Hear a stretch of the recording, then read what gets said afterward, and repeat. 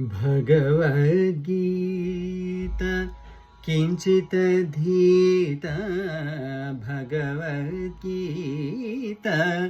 किञ्चिदधीता गङ्गाजललव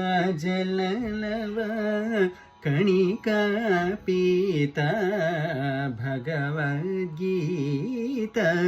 किञ्चिदधीता गङ्गाजललव कणिका पीता सकृदपियेन मुरारी सकृदपियेन मुरारी समर्चा सकृदपियेन